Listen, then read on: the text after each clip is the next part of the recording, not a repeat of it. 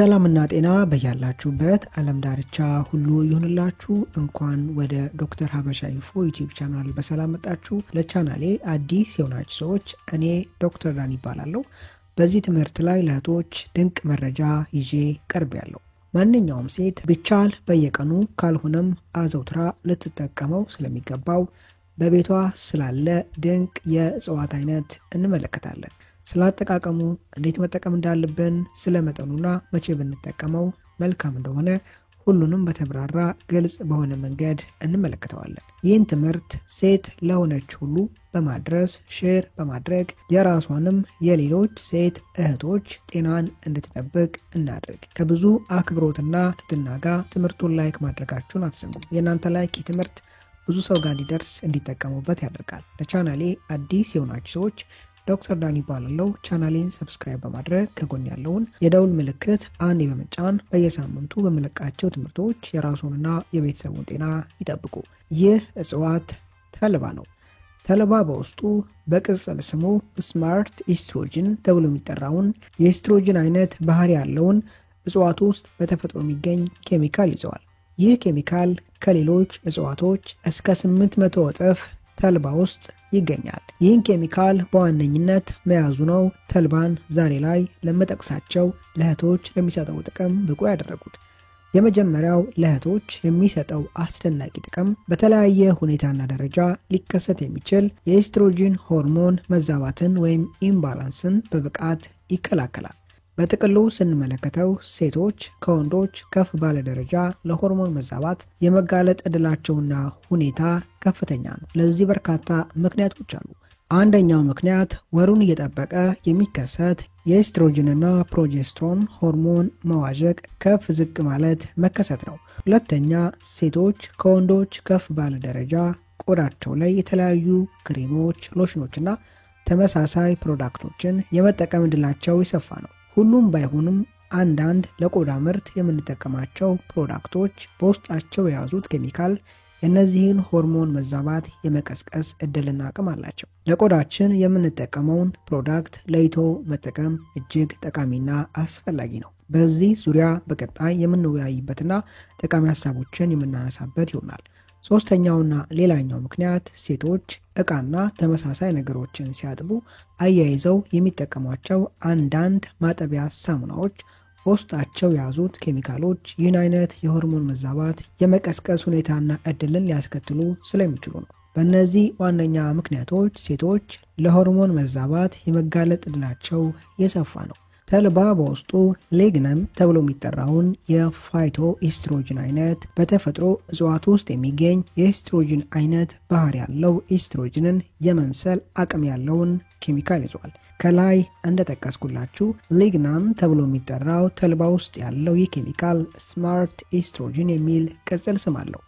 ይህን ቅጽል ስም ያገኘበት ዋነኛ ምክንያት ወደ ሰውነታችን ውስጥ ሲገባ የኢስትሮጅን አይነት ፎርምና ባህሪን በመላበስ የኢስትሮጅን ሆርሞን መዛባትን በብቃት ስለሚከላከል ነው። ይህን የሚከላከልበት ዋነኛ ሜካኒዝም ሰውነታችን ውስጥ ያሉ ሪሴፕተሮች ኢስትሮጅን ይዞ የሚመጣውን መልእክት ተቀብለው ወደ ተግባር የሚያውሉ ሪሴፕተሮች ጋር በመምጣት እንደ አስፈላጊነቱ ሰውነታችን ውስጥ ዝቅተኛ የኢስትሮጅን ሆርሞን ሲኖር የኢስትሮጅን ሆርሞን ባህሪን በመላበስ በኢስትሮጅን ሆርሞን አማካኝነት የሚከናወኑ ስርዓቶች፣ ተግባራቶች እንዳይቋረጡ ያደርጋል።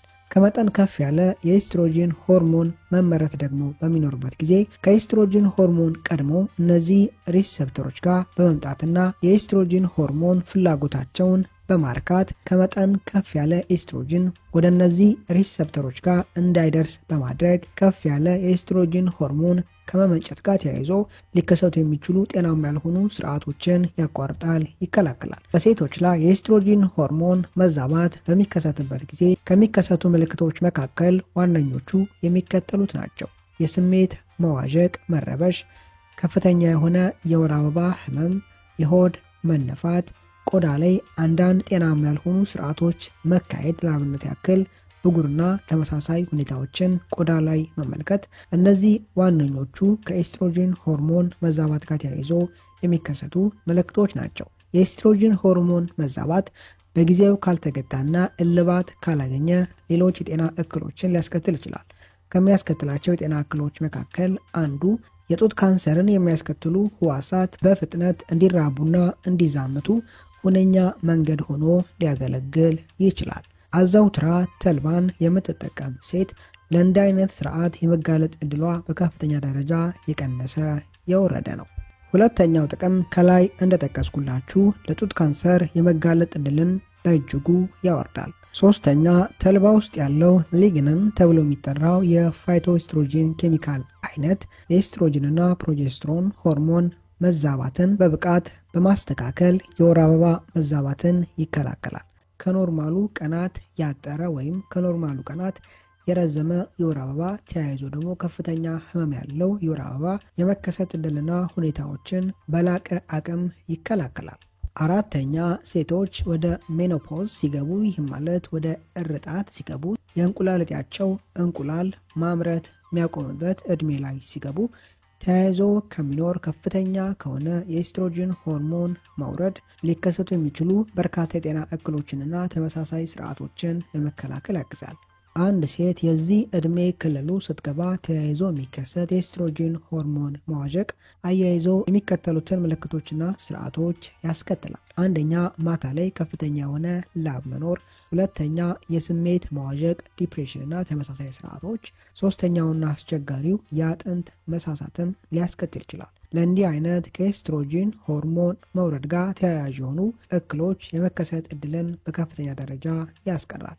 አዘውትራ ተልባን የምትጠቀም ሴት ከፍ ላለ ኤስትሮጂን ሆርሞን መዛባት መውረድ የመጋለጥ እድሏ በላቀ ደረጃ የወረደ የቀነሰ ነው።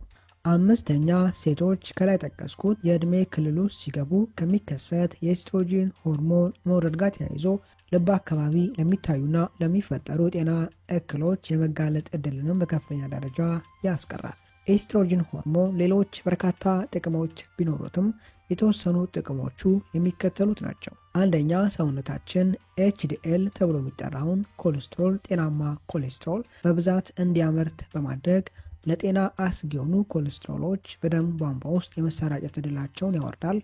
ሁለተኛ ደረጃ የደም ቧንቧዎች ላይ ሊከሰት የሚችል ኢንፍላሜሽን በብቃት ይከላከላል። ተልባን አዘውትራ የምትጠቀም ሴት ለኤስትሮጂን ሆርሞን መጠን መውረድ የመጋለጥ እድሏን በመከላከል የልቧን ጤንነት መጠበቅ ማሻሻል ትችላለች። እነዚህ ተልባ ሊሰጧችሁ ከሚችሏቸው ጥቅሞች መካከል ጥቂቶቹ ናቸው።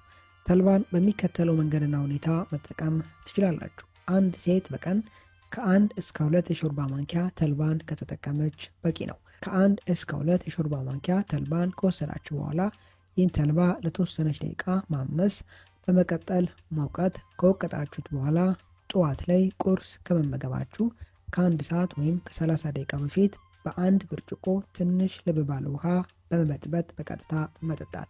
በእንዲህ አይነት መንገድ በየቀኑ ብትጠቀሙ በከፍተኛ ደረጃ ሰውነታችሁን ትጠቅማላችሁ። ለተለያዩ ጤና እክሎችና ኮምፕሊኬሽኖች የመጋለጥ እድላችሁን ታስቀራላችሁ። አንድ ሴት እርጉዝ ከሆነች ተልባን ከመጠቀሙ በፊት ክትትል የምታደርግበት የጤና ተቋም ካለ ሐኪም ጋር መማከር ይኖርባታል። እያንዳንዱ እርግዝና ስለሚለያይ። ዛሬ ትምህርታችን ላይ ጠቃሚ ሀሳቦችን፣ ምክሮችን እንዳገኛችሁበት ተስፋ አድርጋለሁ። በቀጣይ በአስተማሪ ቪዲዮ እስከምንገናኝ መልካም ጊዜ ይሁንላችሁ። ባይ